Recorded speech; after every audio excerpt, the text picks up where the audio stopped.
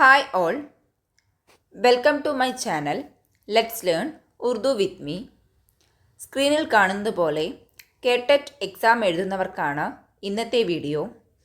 ഇന്നത്തേതിൽ നമ്മൾ ഡിസ്കസ് ചെയ്യുന്നത് മുവാദ് ബിയിലെ ഉറുദു ഷാഇരി കാ ഇർത്തിക എന്നതിൽ ദബസ്താനെ ദില്ലി കാ ഉറുദു ഷുഅറ, ദബസ്താനെ ദില്ലിയിലെ ഉറുദു ഷുഅറകളായിട്ടുള്ള മീർ, ഓലിബ്, മീർ ദർദ്, മോമിൻ തുടങ്ങിയവരെ കുറിച്ചിട്ടുള്ള വളരെ പ്രധാനപ്പെട്ട കുറച്ച് വിവരങ്ങളാണ്. നമുക്കറിയാം ഇതിൽ നിന്നൊക്കെ ചോദ്യങ്ങൾ വരാറുണ്ട് അല്ലേ. എങ്ങനെയൊക്കെ ചോദിക്കും? മീർ ദർദ് അല്ലെങ്കിൽ മീർ തക്കി മീർ എവിടെയാണ് ജനിച്ചത്, എപ്പോഴാണ് ജനിച്ചത്, അവരുടെ പ്രധാനപ്പെട്ട പുസ്തകങ്ങൾ ഏതൊക്കെയാണ് അല്ലേ, ഷേരി മജ്മുഅകൾ ഏതൊക്കെയാണ് തുടങ്ങിയ കുറേ ചോദ്യങ്ങൾ ചോദിക്കാറുണ്ട്. അതുപോലെ തന്നെ അവരുടെ തഹല്ലുസ് എന്താണ്, അല്ലാന്നുണ്ടെങ്കിൽ അവരുടെ ലക്കബ് എന്താണ്, അങ്ങനെയുള്ള കുറേ ചോദ്യങ്ങൾ ചോദിക്കുന്നുണ്ട്. അപ്പോൾ ഇന്നത്തെ ഒറ്റ വീഡിയോയിൽ ഈ 4 പേരെ കുറിച്ചുമുള്ള പ്രധാനപ്പെട്ട കുറച്ച് വിവരങ്ങളാണ് നമ്മൾ ഡിസ്കസ് ചെയ്യുന്നത്. നമുക്ക് നേരെ നമ്മുടെ വീഡിയോ സ്റ്റാർട്ട് ചെയ്യാം. ആദ്യമായിട്ട് നമുക്കറിയാം ദബസ്താനെ ദില്ലി, ദബസ്താനെ ലക്നൗ, ഉറുദുവിൻ്റെ ഇർത്തിക്ക അല്ലേ, ഉറുദുവിൻ്റെ വളർച്ചയിൽ ദബസ്താനെ ദില്ലിയും ദബസ്താനെ ലക്നൗവും പ്രധാന പങ്ക് വഹിക്കുന്നുണ്ട്. അപ്പോൾ രണ്ടിലെയും പ്രധാനപ്പെട്ട ഷുഅറാകളെയാണ് നമ്മൾ, അല്ലെങ്കിൽ കവികളെയാണ് നമ്മൾ പരിചയപ്പെടുന്നത്. നോക്കൂ, ദബസ്താനെ ദില്ലിയിലെ പ്രധാനപ്പെട്ട കവികളാണ് മീർ തക്കി മീർ, മിർസ മുഹമ്മദ് റഫി സൗദ, ഖോജ മീർ ദർദ്, മീർ സോസ്, അസദുല്ല ഖാൻ ഓലിബ്, മോമിൻ ഖാൻ മോമിൻ, ഷെയ്ഖ് ഇബ്രാഹിം സൗക്ക്, ഷാഹ് നസ്രുദ്ദീൻ, മുഹമ്മദ് ഹുസൈൻ ആസാദ്, ബഹാദുർ ഷാ സഫർ, ഷീഫ്ത, ഖാൻ ആർസു, ദാ ദഹ്ലവി. ഇവരൊക്കെ ദബസ്താനെ ദില്ലിയിലെ പ്രധാനപ്പെട്ട കവികളാണ്. അടുത്തത് ദബസ്താനി ലക്നൗ ആണെന്നുണ്ടെങ്കിൽ കുലന്ദർ ബഹഷ് ജുറാത്ത്, മീർ ഇൻഷാല്ലാ ഖാൻ ഇൻഷാ, ഉലാം ഹംദാനി മുസ്ഹഫി, ഇമാം ബഹഷ് നാസിഹ, ഹോജ ഹൈദർ അലി ആതിഷ്, ദയാശങ്കർ നസീം, മീർ ഹുസൈൻ, മിർസ ഷൗക്ക്, മിർസ സലാമത്ത് അലി ദബീർ, മീർ അനീസ്, അബ്ദുൽ ഹലീം ഷറർ തുടങ്ങിയവരാണുള്ളത്. അപ്പോൾ ഇതിൽ മീർ തക്കി മീർ, അതുപോലെ തന്നെ മീർ ദർദ്, സൗദ, അതുപോലെ തന്നെ നമ്മുടെ ബഹാദുർ ഷാ സഫർ, മുഹമ്മദ് ഹുസൈൻ ആസാദ്, ഓലിബ്, മോമിൻ ഖാൻ, അവരെക്കുറിച്ചൊക്കെ നമുക്ക് കുറച്ചും കൂടി ഡീറ്റെയിൽഡ് ആയിട്ട് പഠിക്കേണ്ട ആവശ്യമുണ്ട്.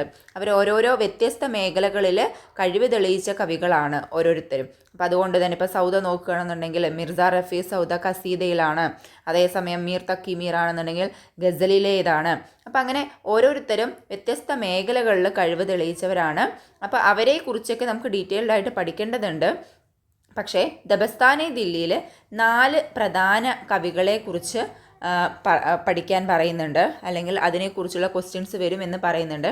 അവരാണ് മീർ തക്കി മീറും ദർദ്, ഓലിബ്, മോമിൻ. അപ്പോൾ അവരെക്കുറിച്ചുള്ള കുറച്ച് ഡീറ്റെയിൽസ് നമുക്ക് ഇന്ന് നോക്കാം. അപ്പോൾ മിർസ അസദുല്ല ഖാൻ ഓലിബ്, അവരുടെ അസൽ നാം മിർസ അസദുല്ല ഖാൻ എന്നാണ്. തഹല്ലുസ് അഥവാ തൂലികാ നാമമാണ് ഓലിബ് എന്നുള്ളത്. തൂലികാ നാമം നമ്മൾ മനസ്സിലാക്കുന്നത് മുകളിൽ ഈ ഒരു ചിഹ്നം ഉണ്ടാകും, അങ്ങനെയാണ് നമുക്കത് മനസ്സിലാക്കാൻ കഴിയുക. അടുത്തത് അവരുടെ അറഫ് ആണ് മിർസ നോഷ, അല്ലെങ്കിൽ അറഫ് അല്ലെങ്കിൽ ലക്കബ്, ഓമന പേരൊക്കെയാണ് മിർസ നോഷ എന്നുള്ളത്. വാലിദ് അബ്ദുല്ല ബേഗ് ഖാൻ ആണ്. അതുപോലെ തന്നെ വിലാദത്ത് നടക്കുന്നത് എപ്പോഴാണ്?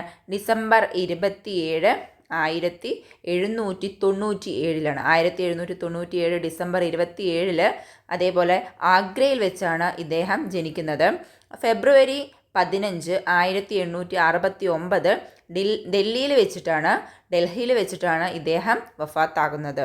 അവരുടെ ഖുതാബാണ് നജ്മുദ്ദൗള, ദബീറുൽ മുൽക്ക്, നിസാമെ ജംഗ്. ഇതൊക്കെ അവരുടെ ഖുതാബാണ്, എന്നുവെച്ചാൽ സ്ഥാനപ്പേര്.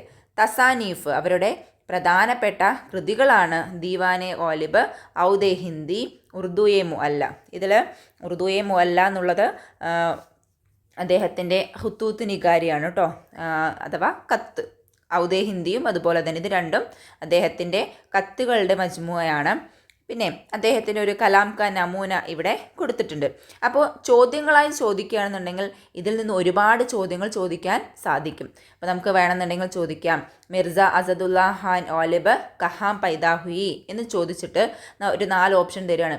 ആഗ്ര, ദില്ലി, ലക്നൗ ഒക്കെ അങ്ങനെ തരുവാണ് അല്ലേ, കാശ്മീർ എന്നൊക്കെ തന്നു എന്ന് വിചാരിക്കും. അപ്പം നമുക്ക് അത് ആഗ്രയിലാണ് ജനിച്ചത് എന്നറിഞ്ഞാൽ മാത്രമാണ് അതിനെക്കുറിച്ച് നമുക്ക് അല്ലെങ്കിൽ അതിൽ മാർക്ക് വാങ്ങാൻ കഴിയുള്ളൂ. അപ്പോൾ ശരിക്കും ഒരുപാട് ക്വസ്റ്റ്യൻസിനുള്ള ഒരു കാര്യമാണ് ഇത്. അപ്പോൾ വൃത്തിയായി പഠിക്കുക. പിന്നെ ഇതിൽ പ്രത്യേകമായി പറയേണ്ടത് ഫെബ്രുവരി 15 നമ്മൾ കൗമി യൗമെ ഉറുദു എന്ന പേരിൽ ആചരിക്കുന്നുണ്ട്, ദേശീയ ഉറുദു ദിനം. ആ ദേശീയ ഉറുദു ദിനം ആചരിക്കുന്നത് നമ്മുടെ ഗാലിബിൻ്റെ വഫാത്ത്, യൗമെ വഫാത്താണ് കേട്ടോ. അപ്പോൾ അതും കൂടി ഓർത്ത് വയ്ക്കുക. അപ്പോൾ ഇതിൽ നിന്ന് തന്നെ ഒരുപാട് ചോദ്യങ്ങൾക്കുള്ള സാധ്യതയുണ്ട്. അപ്പോൾ ഇത് നോക്കി വയ്ക്കുക. ഇനി അടുത്തത് നമ്മൾ നോക്കുന്നത് മോമിനെ കുറിച്ചാണ്. അപ്പോൾ മോമിൻ ഖാനെ കുറിച്ച് പറയുകയാണെന്നുണ്ടെങ്കിൽ അദ്ദേഹത്തിൻ്റെ ശരിയായ പേര് അസൽ നാം ഹക്കീം മോമിൻ ഖാൻ എന്നാണ്. തഹല്ലുസാണ് മോമിൻ. വാലിദ് ഹക്കീം ഉലാം നബി ഖാനാണ്. 1800 ഡൽഹിയിലാണ് ജനിക്കുന്നത്. 1852 ഡൽഹിയിൽ വെച്ച് തന്നെയാണ് അദ്ദേഹം വഫാത്താകുന്നതും. മോമിൻ ഖാൻ്റെ പ്രധാനപ്പെട്ട കൃതികളിൽ ചിലതാണ് ഇവിടെ കൊടുത്തിട്ടുള്ളത്. കുല്യാത്തെ മോമിൻ, ഇൻഷായെ ഫാർസി, ദീവാനെ ഫാർസി, ഇതൊക്കെ ഇദ്ദേഹത്തിൻ്റെ പ്രധാനപ്പെട്ട തസനീഫുകളാണ്. അതുപോലെ തന്നെ അദ്ദേഹത്തിൻ്റെ ഒരു നമൂനെ കലാം ഇവിടെ കൊടുത്തിട്ടുണ്ട്. വൊജോ ഹമ്മേ തുമ്മേ ഖരാർത്ത തുമേ യാദ് ഹോ കന യാദ് ഹോ വഹിയ ഇനി വദാന ബാഹ്ക തുമേ യാദ് ഹോ കന യാദ് ഹോ. ഇനി നമുക്ക് അടുത്തത് മീർ തക്കി മീറിനെ കുറിച്ച് നോക്കാം. മീർ തക്കി മീറിനെ കുറിച്ച് പറയുകയാണെന്നുണ്ടെങ്കിൽ അദ്ദേഹത്തിൻ്റെ യഥാർത്ഥ പേര് മുഹമ്മദ് തക്കി എന്നാണ്. തഹല്ലുസാണ് മീർ. പിന്നെ വിലാദത്ത്, ജനനം 1722, 1722, 23 എന്നൊക്കെ നമ്മൾക്ക് ഒരു സംശയമുണ്ട്. അപ്പോൾ അതിൽ 22 അല്ലെങ്കിൽ 23 വന്നു കഴിഞ്ഞാൽ നമുക്കത് ഏതാണെന്ന് വെച്ചാൽ ഇതിൽ ഏതാണോ ഉള്ളത് ആ ഓപ്ഷൻ കറക്റ്റാക്കി എടുക്കാം. അടുത്തത് ആഗ്രയിലാണ് ജനിക്കുന്നത്. മരിക്കുന്നത് അല്ലെങ്കിൽ വഫാത്ത് 1810 ലക്നൗവിൽ വെച്ചിട്ടാണ് അദ്ദേഹം മരിക്കുന്നത്. അദ്ദേഹത്തിൻ്റെ നസരി തസാനീഫുകളാണ് നുക്കാത്ത് ഷുഅറ, സിഗറെ മീർ, ഫൈസെ മീർ. ഇത് ഗദ്യത്തിലുള്ള തസനീഫുകളാണ്. അടുത്തത് ഷിരി കാർനാമകളാണെന്നുണ്ടെങ്കിൽ ഉറുദു ഗസൽ കെ ഛേ ദീവാൻ, എക് ഫാർസി ദീവാൻ, അതുപോലെ തന്നെ 37 മസ്നവികൾ ഇദ്ദേഹം എഴുതിയിട്ടുണ്ട്. പിന്നെ അദ്ദേഹത്തിൻ്റെ നമൂന കലാമും ഇവിടെ കൊടുത്തിട്ടുണ്ട്. അപ്പോൾ അടുത്തത് നമ്മൾ മീർ ദർദിനെ കുറിച്ചാണ് നോക്കുന്നത്. മീർ ദർദിനെ കുറിച്ച് നോക്കുകയാണെന്നുണ്ടെങ്കിൽ ഹോജ മുഹമ്മദ് മീർ ആണ് അസൽ നാം. തഹല്ലുസാണ് ദർദ്. പിന്നെ അദ്ദേഹം ജനിച്ചത് 1720 1720 ഇതിലൊരു ചെറിയ മിസ്റ്റേക്ക് ഉണ്ട്. 1720 ജനിക്കുന്നത് ഡൽഹിയിൽ വെച്ചിട്ട്. ഡൽഹിയിൽ തന്നെ 1785 മരിക്കുന്നത് കേട്ടോ. അതുപോലെ തന്നെ നാലയ ദർദ്, ആഹെ സർദ്, ഷമാ മഹഫിൽ, ഇതൊക്കെ അദ്ദേഹത്തിൻ്റെ പ്രധാനപ്പെട്ട കൃതികളാണ്. പിന്നെ ഇത് അദ്ദേഹത്തിൻ്റെ നമൂനെ കലാമാണ്. അപ്പം 4 കവികളെക്കുറിച്ചുള്ള ഒരുപാട് ഡീറ്റെയിൽസ് നമ്മൾ ഈ ചെറിയൊരു വീഡിയോയിൽ മനസ്സിലാക്കിയിട്ടുണ്ട്. വൃത്തിയായി മനസ്സിലാക്കുക. ചോദ്യങ്ങൾ തയ്യാറാക്കണമെന്നുണ്ടെങ്കിൽ ഇതിൽ നിന്ന് തന്നെ നമുക്ക് ഒരുപാട് ചോദ്യങ്ങൾ ഓരോരുത്തരെക്കുറിച്ചും തയ്യാറാക്കാനുണ്ട്. അപ്പോൾ അത്രയും സമയം കളയണ്ട എന്ന് പറഞ്ഞിട്ടാണ് ഇവരെക്കുറിച്ചുള്ളതെല്ലാം കൂടെ ഒറ്റ വീഡിയോയിൽ ഇട്ടിട്ടുള്ളത്. അപ്പോൾ നിങ്ങൾക്ക് ഉപകാരപ്രദമാണ് എന്നുണ്ടെങ്കിൽ തുടർന്നുള്ള വീഡിയോകൾക്കായിട്ട് വീഡിയോ ഷെയർ ചെയ്യുക, ലൈക്ക് ചെയ്യുക, കമൻറ്റ് ചെയ്യുക.